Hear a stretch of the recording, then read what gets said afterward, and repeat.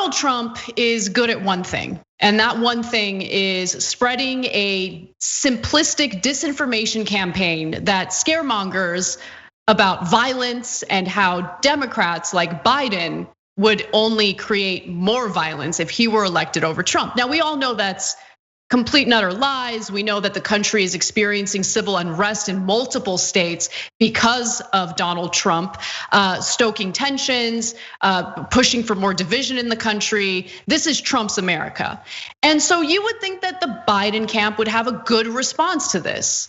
Instead, he's playing defense, and he does so in the form of a new campaign ad. Let's take a look.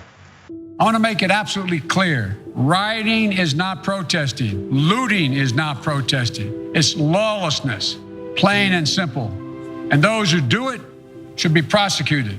Fires are burning and we have a president who fans the flames. He can't stop the violence because for years he's fomented it.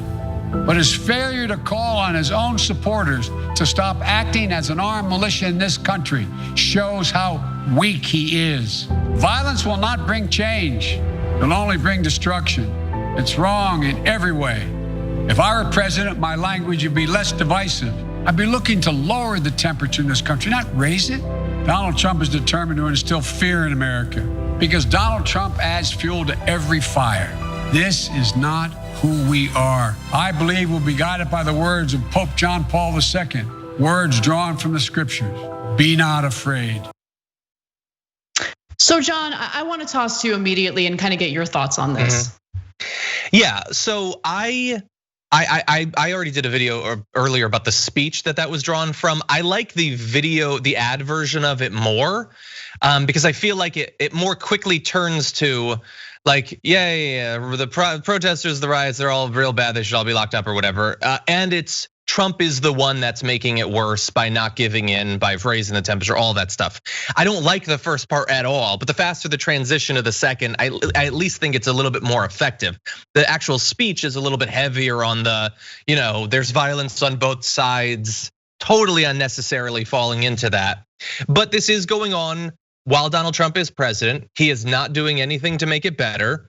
And of course, even if he wasn't going to engage with the arguments about police reform in terms of dealing with the pandemic and the economic crisis, he's making everything worse. And so if Biden is gonna focus on that, that's an okay strategy. And based on the polling that I've been seeing recently, I'm less worried than a lot of the prognostications last week about this becoming the main thing in the election.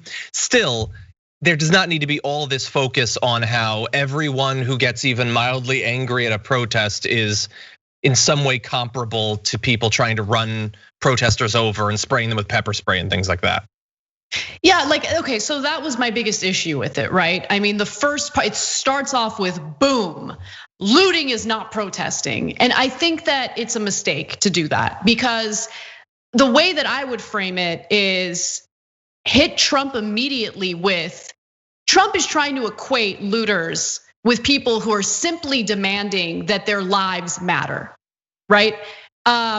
We can't let him do that. In fact, why don't we focus on Trump completely ignoring warnings of right-wing terrorism in this country and then go to the facts because the facts exist. This country's been riddled with right-wing terrorist attacks it started earlier under the Obama administration. And when I say started, I mean increasing under the Obama administration. But Trump has encouraged it while also ignoring his own DHS officials who are like, hey, this is a big problem. We need to do something about right-wing extremism. So let me give you the latest example because an official who actually worked for DHS under Trump, someone who is a Republican, someone who voted for Trump in 2016, just recently decided to quit because she realized this guy doesn't care about the safety of Americans at all and completely ignored my warnings about right-wing extremists. A former top DHS security official who resigned in April says the Trump administration is creating the conditions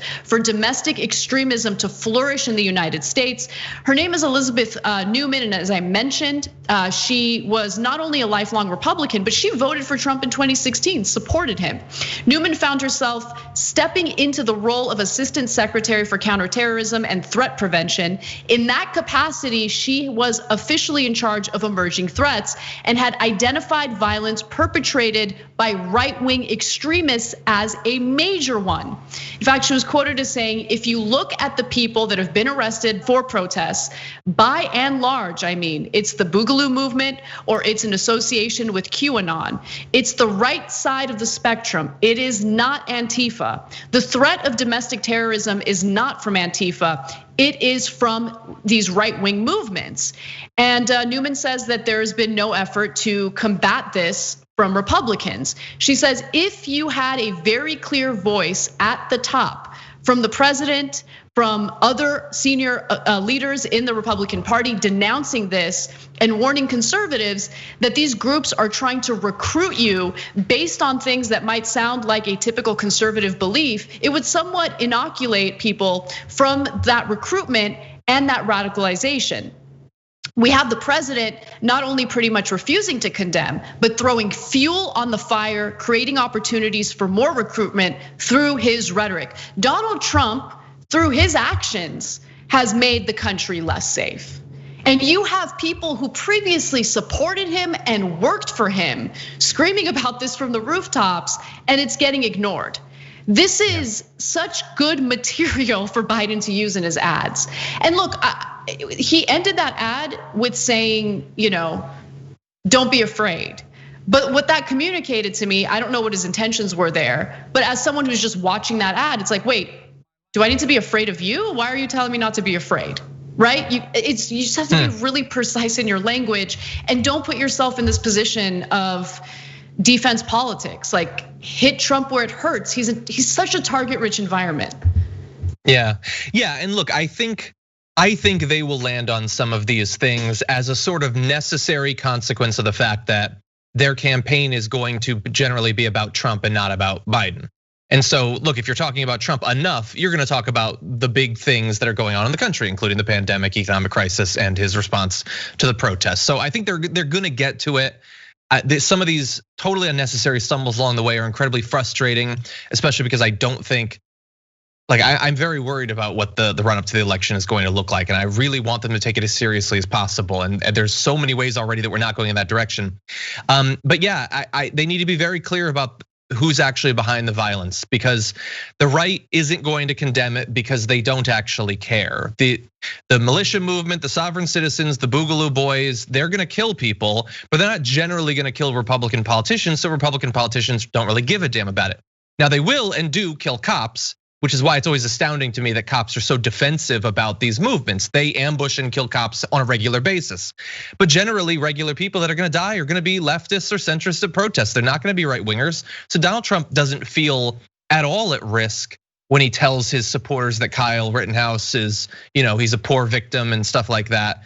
It's scary for people who are fighting against the regime, but they're not worried at all. They're purposefully unleashing this on the rest of us, sure that they're going to be just fine. Thanks for watching the Young Turks, really appreciate it. Another way to show support is through YouTube memberships. You'll get to interact with us more. There's live chat emojis, badges. You've got emojis of me, Anna, John, JR. So those are super fun. But you also get playback of our exclusive member-only shows and specials right after they air. So all of that, all you gotta do is click that join button right underneath the video. Thank you.